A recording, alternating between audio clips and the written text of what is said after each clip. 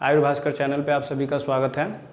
पिछली क्लास आप सभी ने देखा कि मॉडल पेपर जो staff nurse Ayurveda staff nurse की जो मॉडल पेपर है आप सबको पिछली क्लास में 50 प्रश्न उससे बताए गए और हमारा कहना ये भी था कि ये जो मॉडल पेपर है फुल लेंथ जो मॉडल पेपर है 170 प्रश्न का जो आयोग के पैटर्न पे आधारित है वो आपको हमारे आयुर भास्कर ऐप पे मिलेगा।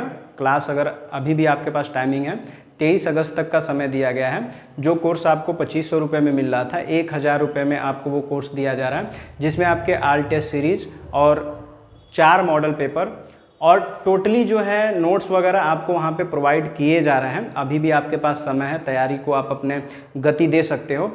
इस क्लास में हम जो है दूसरे मॉडल पेपर को लेके आए हैं जिससे 50 प्रश्न फिर आपको यूट्यूब पे बताया जाएगा। और अगर आपको फुल लेंथ मॉडल पेपर आपको लेना है तो अभी भी आपके पास समय है। वीडियो के डिस्क्रिप्शन में चले जाइए, वहाँ पे हमारे ऐप की लिंक है, वहाँ से आप इंस्टॉल कर लीजिए, या आप प्ले स्टोर में चले जाइए, वहाँ पे आयुर भास्कर सर्च कीजिए। आयुर भास्कर प्ले स्टोर में जैसे ही सर्च करोगे हमारा ऐप दिखेगा, वहाँ से आप इंस्टॉल कर लेना है। ईजी वे है, आप अपने मोबाइल नंबर से भी लॉगिन कर सकते हैं, व्हाट्सएप मेथड से भी लॉगिन कर सकते हो। जैसे ही लॉगिन करेंगे स्क्रॉल करके स्टोर टैब पे जाइएगा, वहाँ पे आपको बहुत सारे कोर्सेज दिखेंगे। आपको कोर्स लेना है यूपीपीएससी आयुर्वेद स्टाफ नर्स का भर्ती परीक्षा 2023 का जो कोर्स है आपको लेना है। आपकी परीक्षा जो है 8 सितंबर को है। पिछली क्लास में भी हमने बताया था, हर क्लास में बता रहे हैं कि 8 सितंबर को आपकी परीक्षा है। और जो लोग ऐप पे क्लासेस कर रहे हैं उनको 170 क्वेश्चन का जो मॉडल टेस्ट पेपर है वो दे दिया गया है। आप सभी ने टेस्ट भी सबमिट किया है, बहुत सारे अच्छे अंक जो हैं मिले हैं, बहुत सारे विद्यार्थियों को संतोषजनक अंक हैं, जो कि बहुत अच्छा लगा हमें देख करके। और दूसरा जो मॉडल पेपर है आपको जल्दी दे दिया जाएगा और उसे भी आप कर करके अच्छे जो अंक हैं आप लाइए।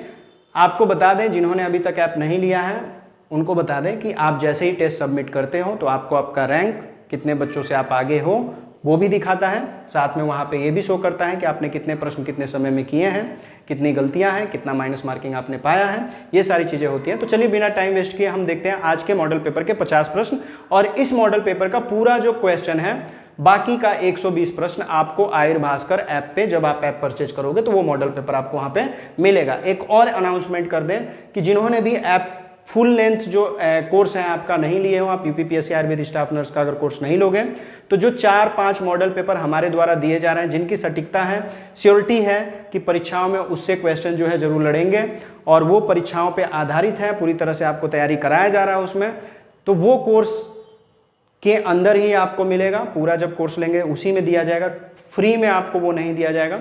बस 4 तारीख को 4 सितंबर को जो टेस्ट कराया जाएगा, एक फुल लेंथ टेस्ट आपका कराया जाएगा स्टेट लेवल पे, उसमें सभी को मौका दिया जाएगा जुड़ने का। बाकी जो भी मॉडल पेपर दिया जाएगा वो हमारे ऐप पे मिलेगा, जब तक परचेज नहीं करोगे नहीं मिलेगा, ठीक है। तो इसमें क्वेश्चन स्टार्ट करते हैं। पहला क्वेश्चन देख लीजिए, कह रहा है चरकानुसार श्रेष्ठतम मृदु विरेचन है। मृदु विरेचन जो श्रेष्ठतम जो मृदु विरेचन है वो कौन है? तो चतुरंगुल जो है मृदु विरेचन में आता है और सबसे श्रेष्ठ मृदु विरेचन है किसके अनुसार? चरक के अनुसार। यहाँ पे किसी अन्य आचार्य का नाम देगा तो ये क्वेश्चन जो है सही नहीं होगा। यहाँ पे आप देख सकते हो, आप अगर सही करोगे तो 0.50 आपको मार्क मिलेगा। गलत मार्क पे हमारे ऐप पे 0.33 माइनस मार्किंग दिया जा रहा है। कारण ये है, हम माइनस मार्किंग ज़्यादा इसलिए दे रहे हैं ताकि आपकी आदत छूट जाए, आप बार बार गलत क्वेश्चन पे टच करते हो या जो नहीं आ रहा है उसको करते हो, इसलिए आप एग्जाम में आपकी ये आदत ना रहे कि जो ना आए उसका उत्तर देने जाए तो आपका माइनस मार्किंग हो जाएगा, इसलिए हम ज़्यादा बढ़ा करके दे रहे हैं। लेकिन अगर आप माइनस मार्किंग के पैटर्न को समझें तो अगर आप परीक्षा में बैठोगे, अगर कोई एक क्वेश्चन गलत करते हो तो जो सही किए हैं उसमें से आपका कट जाएगा -0.17 कटेगा, ठीक है। अगर कटने की अगर बात करें तो नियर अबाउट 0.16 ही हो रहा है, 1.66667 तो राउंड वैल्यू अगर लेंगे तो 0.17 ही आपका कटेगा। कितना कटेगा? 0.17 कटेगा। लेकिन हम यहाँ पे बढ़ा के दे रहे हैं, कारण इसलिए कि आप जो है जो ना आए उसे आप छोड़ दो और ये आदत बनाइए, जो ना आए उसे छोड़ देंगे। तुक्का लगाने की आदत मत डालिए क्योंकि माइनस मार्किंग है। अगर गलत करोगे तो सही वाले में से 0.17 नंबर जो है आपका कट जाएगा। एक सही नंबर पे आपको आधा नंबर मिल रहा है और एक गलत क्वेश्चन पे आपका 0.17 माइनस हो जाएगा, कट जाएगा। किस में से? आपके आधे में से, ठीक है। पैटर्न समझ में आ गया। दूसरा क्वेश्चन लेते हैं। 50 प्रश्न पढ़ने हैं तो थोड़ा सा जल्दीबाजी दिखाते हैं। दूसरा प्रश्न देखिए, कह रहा है लहसुन में जिस रस का अभाव है वो है। तो लहसुन में कौन सा रस नहीं होता है? मधुर होता है, कटु होता है, तिक्त होता है, यहाँ तक कि लवण रस भी होता है, अम्ल रस नहीं होता है। तो अम्ल पे सही का निशान लगा देंगे। अगला प्रश्न देखते हैं तीसरे प्रश्न में देखिए, कह रहा है जो प्रश्न है थोड़े से हार्ड लेवल के बनाए गए हैं, क्योंकि संभावना यह है कि उच्च स्तरीय प्रश्न भी आ सकते हैं, निम्न स्तरीय भी आ सकते हैं, मध्यम स्तरीय भी आ सकते हैं, क्योंकि परीक्षाएं अभी तक हुई नहीं है यूपी में, तो पता नहीं है। इसलिए सारी चीज़ें जो हैं ढूंढ करके लाई जा रही हैं, कहीं से भी जो चीज़ें हैं सम्मिलित की जा रही हैं, टॉपिक बेस्ड जो चीज़ें हैं वो आपको दी जा रही हैं। कह रहे योग रत्नाकर के अनुसार ताम्र परपटी, ये रसशास्त्र से प्रश्न है, के निर्माणार्थ किस पत्र का उपयोग किया जाता है? आपको बता दें कि द्रव्य गुण एवं भेषज कल्पना का आपका विषय है, लेकिन रसशास्त्र के भी कुछ टॉपिक आपका उसमें दिया है, तो इसलिए इसमें प्रश्न इससे भी है। तो कह रहा है कि योग रत्नाकर के अनुसार ताम्र परपटी के निर्माणार्थ किस पत्र का उपयोग किया जाता है? तो प्रयोग किया जाता है अर्क पत्र। अर्क किसे कहते हैं? मदार को, या मंदार भी कहा जा रहा है, मतलब मदार का पत्ता प्रयोग में लिया जाता है।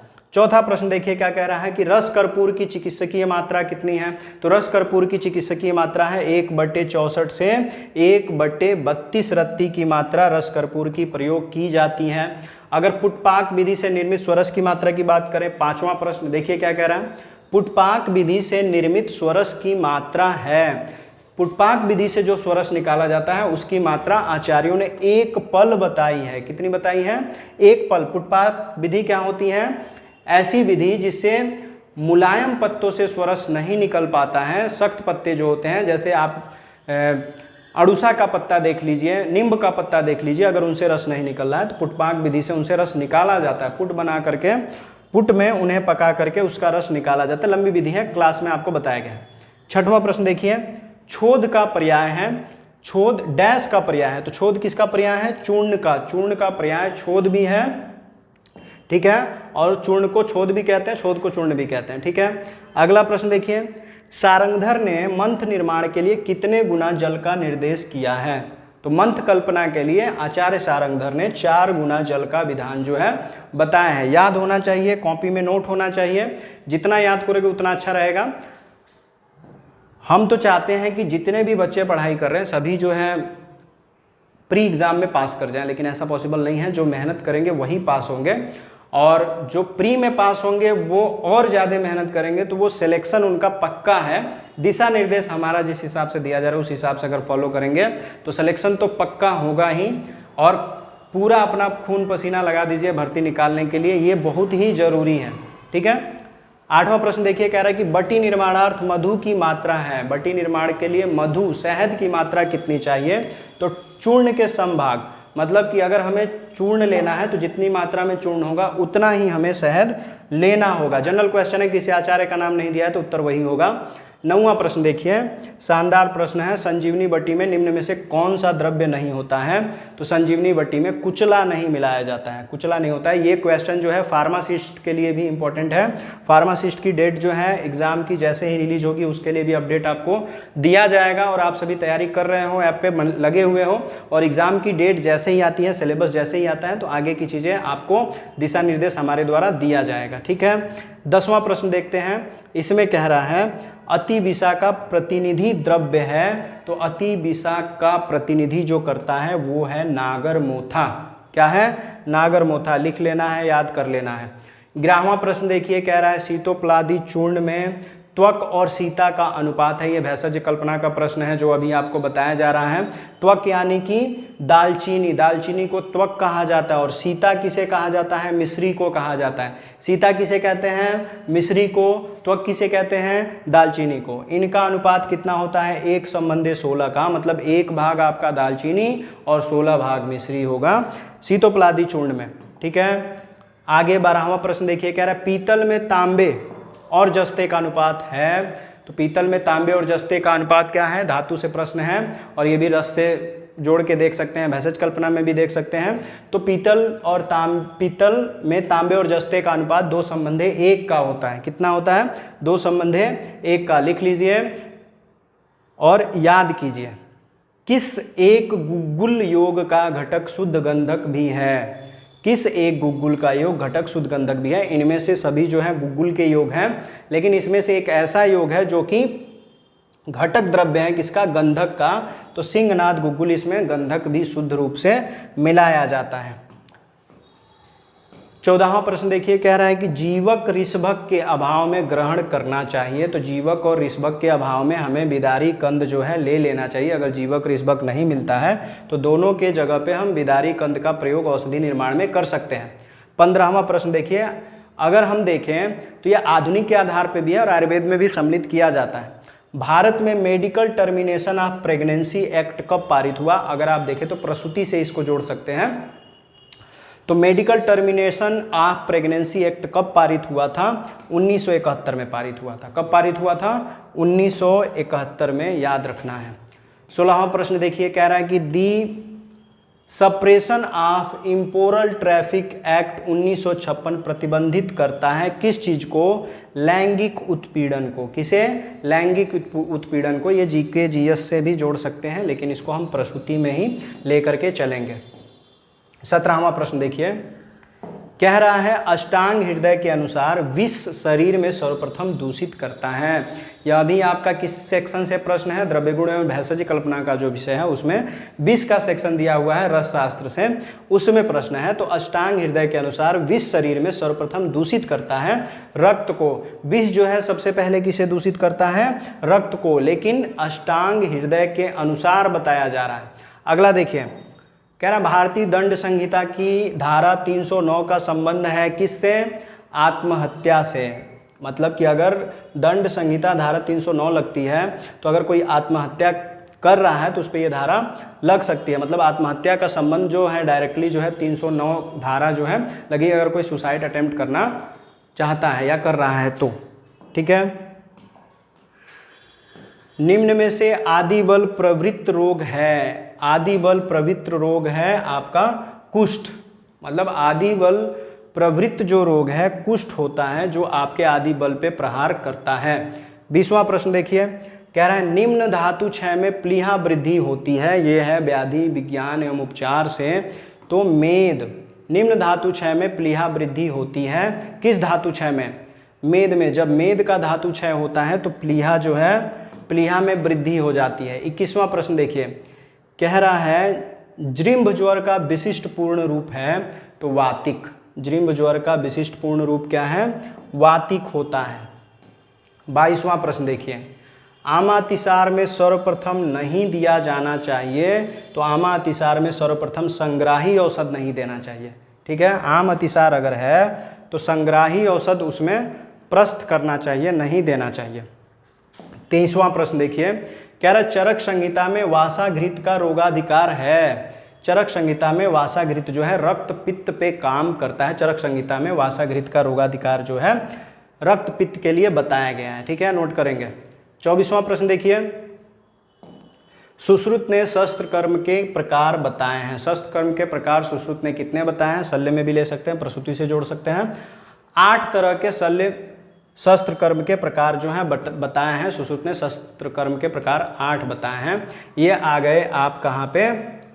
श्वासवृत्त में भी इसको आप जोड़ सकते हैं। कह रहा है हेमंत ऋतु में व्रण बंधन डैश दिन बाद बदलने का सुश्रुतोक्त विधान है। तो 3 दिन बाद व्रण बंधन बदलने का नियम है। सुश्रुत कहते हैं कि अगर फोड़े पे पट्टी लगी हुई है तो उस पट्टी को हम जो है 3 दिन बाद बदल सकते हैं। ये सुश्रुत कह रहे हैं। 26वां प्रश्न देखिए, कह रहा है सुश्रुत ने स्यानंदन तेल का निर्देश डैश रोग की चिकित्सा में किया है। व्याधि उपचार का प्रश्न है। भगंदर में स्यानंदन तेल का प्रयोग कर सकते हैं। इस तरह भी याद कर सकते हो कि स्यानंदन तेल का रोगाधिकार क्या है? भगंदर है।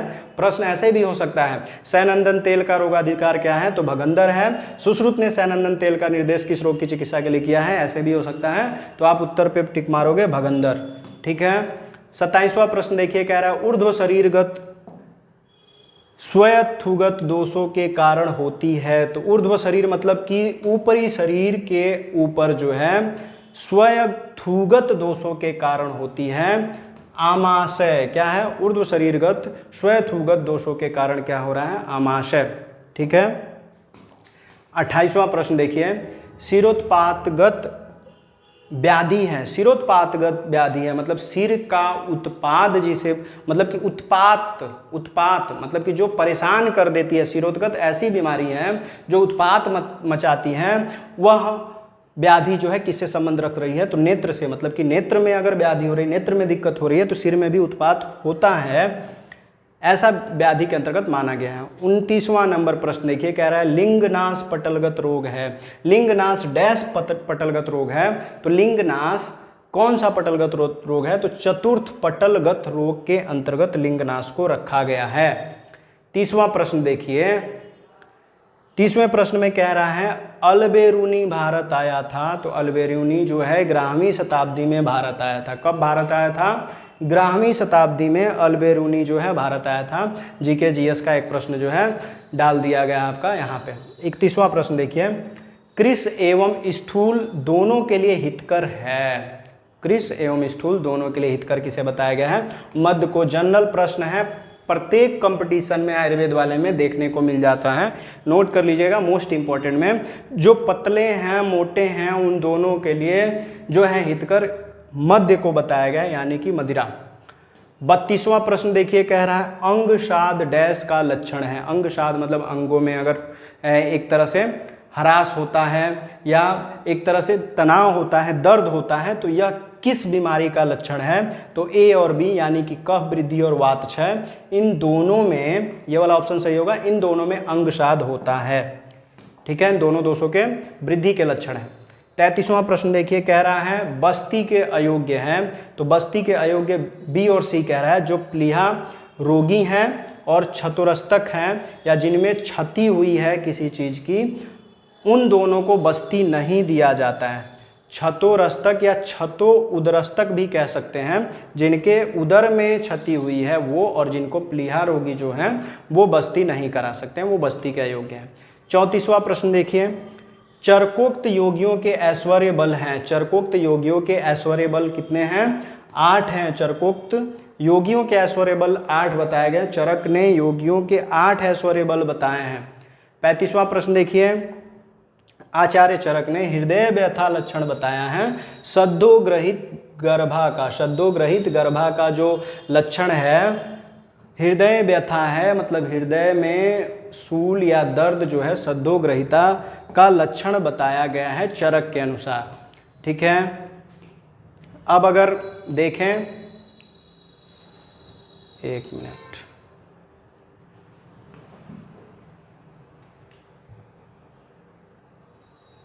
कह रहा है कि चरकानुसार हृदय है। तो चरकानुसार हृदय क्या है, मातृत्व भाव है। कहने का मतलब क्या है, चरक कहते हैं कि माँ से हृदय की संरचना हो रही है, इसलिए पूछा गया चरकानुसार हृदय है। तो जब क्लास लिया गया प्रसूति का, उसमें बताया गया ना, क्या बताया गया है, पिता से सभी जो है मजबूत विभाग जो है शरीर के बनते हैं, और माता से सभी विभाग जो मुलायम विभाग हैं, सॉफ्ट विभाग हैं, वो सब माता से बनते हैं। तो हृदय क्या है, एक तरह से मुलायम हिस्सा है शरीर का, तो माँ से वो बनता है। ठीक है, 37वां प्रश्न देखिए, कह रहा है आचार्य सुश्रुत के अनुसार स्नायु के प्रकार हैं। तो स्नायु 4 प्रकार की सुश्रुत ने बताई है। सुश्रुत ने 4 प्रकार की स्नायु की बात जो है कही है। उसी तरह से 38वां प्रश्न देखिए, कह रहे सुश्रुत ने किसको प्रत्यंग नहीं माना है। सुश्रुत इनमें से किसको प्रत्यंग नहीं मानते हैं, तो सुश्रुत नख को, यानी कि नाखून को प्रत्यंग के अंतर्गत नहीं मानते हैं, वो नख को प्रत्यंग के अंतर्गत नहीं मानते हैं। 39वां प्रश्न देखिए, कह रहा है श्रम, ग्लानि, पिपासा एवं योनि स्फुरण को सुश्रुत ने डैश का लक्षण बताया है। किस बीमारी का लक्षण है, तो ये सद्योगृहीत गर्भा का लक्षण है, जिसमें सद्योगृहीत गर्भा को श्रम होती है, ग्लानि होता है, पिपासा यानी कि प्यास बार बार लगती है, योनि में स्फुरण होता है। तो इस तरह के लक्षण जो है सद्योगृहीत गर्भा के होते हैं। अब 40वां प्रश्न देखिए, सुश्रुतानुसार इंद्रबस्ती मर्म है। इंद्रबस्ती मर्म जो है सुश्रुत के अनुसार किसे कहा गया है, तो शाखा स्थित मांस मर्म को इंद्रबस्ती मर्म के अंतर्गत बताया गया है। 41 नंबर प्रश्न देखिए, 41 नंबर प्रश्न में कह रहा है संपूर्ण टिम्पेनिक मेम्ब्रेन की मोटाई है 9 mm गुणे 8 mm गुणे 0.1 mm बराबर, ये है हाइट, ये है विड्थ और ये है, ये आपका जो है लेंथ बता दिया गया है यहाँ पे। तो इस तरह का कैलकुलेशन कितना है, इसमें से पूछ रहा है कि अगर संपूर्ण टेम्पेनिक मेम्ब्रेन की मोटाई है तो कितनी होती है, संपूर्ण इसमें से मोटाई पूछा जा रहा है कि मोटाई कितनी होती है। तो मोटाई जो है 0.1 mm की है। मोटाई कितनी है, 1 mm की मोटाई जो है टेम्पेनिक मेम्ब्रेन की होती है।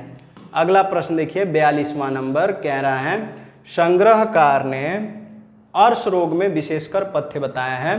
तो अर्श रोग यानी कि बवासीर में सबसे पथ्य हितकर क्या है, तो सूरण, कई लोग ओल भी बोलते हैं, सूरण जो है पथ्य बताया है किसने, संग्रहकार ने।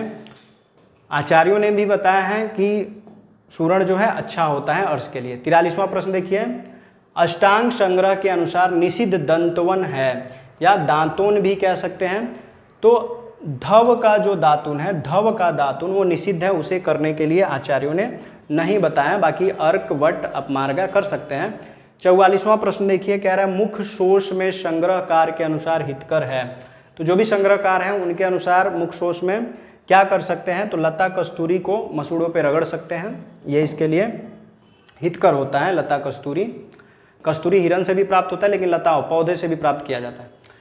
अगला प्रश्न देखिए थोड़ा सा कठिन है, वर्जे दन्न पानी वातलानी लघुनी, क्या कह रहा है, वर्जय दन्न पानानी, वर्जय दन्न पानानी वातलानी लघुनी, कह रहा है वर्ज करना चाहिए अन्न और पानी, वातलानी लघुनी, वात में हमें लघु भोजन करना चाहिए और वर्ज करना चाहिए भारी भोजन जो भी है वो। तो चसूत्र किस ऋतु के लिए कहा गया है, लघुनी, यह सूत्र किस ऋतु के लिए कहा गया है, तो यह सूत्र जो है हेमंत ऋतु के लिए कहा गया है। हेमंत ऋतु में हमें वर्ज करना चाहिए भारी भोजन, पानी, वात बढ़ाने वाली चीज़ों को हमें वर्ज करना चाहिए, लघुनी चीज़ों का जो वर्ज है कर सकते हैं। 46वां प्रश्न देखिए, कह रहा है किस वेग रोध से मन्या स्तंभ संभव है, हिक्का, मतलब किस वेग रोध से, मतलब अगर हिक्का हिचकी आती है उसे अगर हम रोक लेते हैं तो मन्या स्तंभ हो सकता है, मन्या स्तंभ की स्थिति हो सकती है। चरक ने श्रेष्ठ बल बताया है, चरक ने श्रेष्ठ बल किसे बताया है, कुक्कुट को श्रेष्ठ बल्य बताया है। कुक्कुट, कुक्कुट जो है श्रेष्ठ बल्य है मांस के अंतर्गत, ठीक है। 48वां प्रश्न देखिए, कह रहा है विद्गधे, क्या कह रहा है, विद्गधे, विद्गधे डैश पथ्यम, रिक्त स्थान भरना है तो उसमें बमनम, बमनम भर देंगे, सही हो जाएगा। डिफिकल्ट प्रश्न है लेकिन नोट कर लीजिएगा, इंपॉर्टेंट है, आ सकता है। 49 नंबर प्रश्न देखिए, यह एक तरह से सामान्य परिचर्या के जनरल क्वेश्चन में भी सम्मिलित कर सकते हैं। ओआरएस में विश्व स्वास्थ्य संगठन द्वारा मान्य प्रति लीटर जल में सोडियम क्लोराइड की मात्रा, जो ओआरएस हम बना रहे हैं, ओरल रिहाइड्रेशन सॉल्यूशन जिसे कहा जा रहा है, ओआरएस यानी कि ओरल रिहाइड्रेशन सॉल्यूशन, तो इसमें WHO ने, वर्ल्ड हेल्थ ऑर्गेनाइजेशन ने सोडियम क्लोराइड यानी कि नमक की मात्रा कितनी बताई है, तो नमक की मात्रा बताई गई है 2.5 ग्राम, किसमें, पर लीटर में, मतलब 1 लीटर आप अगर ORS बनाते हो तो उसमें नमक की मात्रा 2.5 ग्राम आपको लेनी पड़ेगी, ऐसा WHO कहता है, याद रखना पड़ेगा। 50वां प्रश्न देखिए, 50वां प्रश्न कह रहा है निम्न में से विकासी द्रव्य है, तो विकासी द्रव्य या प्रमाथी द्रव्य, व्ययी द्रव्य, ये सब गणों के द्रव्य के अंतर्गत आपको बताया गया है, पारिभाषिक शब्दों के अंतर्गत बताया गया है, द्रव्य गुण विज्ञान में बताया गया है, तो कोद्रव को विकासी द्रव्य के अंतर्गत बताया गया है। आगे के जो 120 प्रश्न है वो आयुर्भास्कर ऐप पे आपको मिलेंगे, तो अभी भी टाइमिंग है, जल्दी से जल्दी आप क्लासेस परचेज करके मॉडल पेपर जो है इस समय प्रेजेंट टाइम में जो दिया जा रहा है उसको ले लीजिए। बाकी बहुत सारे सब्जेक्टिव जो है टेस्ट सीरीज बना करके वहाँ पे दी गई है, क्लासेस दिए गए, नोट्स दिए गए, उसका लाभ उठाना चाहते हैं तो अभी भी आपके पास टाइम है। 8 सितंबर को परीक्षा है, अभी भी आप चाहें तो 6 घंटे 5 घंटे पढ़ाई करके आप अपनी परीक्षा में अच्छा अंक आप ला सकते हो, कोई समस्या नहीं होनी चाहिए, पढ़ाई कीजिए, क्योंकि भर्ती जो है बहुत समय बाद आई है, पता नहीं फिर कब आएगी, तो इसलिए अपना पूरी तरह से खून पसीना लगा दीजिए। और ये जो वीडियो है इंपॉर्टेंट लगती है, आपके क्लासमेट या आपके फ्रेंड जो हैं जिसको आप चाहते हो कि नहीं वो भी परीक्षा में अच्छे अंक लाएं, वहाँ तक पहुँचाना आपकी जिम्मेदारी है। वीडियो को ज़्यादा से ज़्यादा शेयर कीजिए, और जो पार्ट, जो क्वेश्चन कंफ्यूज कर रहा है, नहीं समझ में आ रहा है, कमेंट बॉक्स में लिख दीजिए, अगली जो मॉडल पेपर आएगी उसमें आपको बताया जाएगा। और वीडियो में लास्ट तक बने रहने के लिए आप सभी का बहुत बहुत धन्यवाद।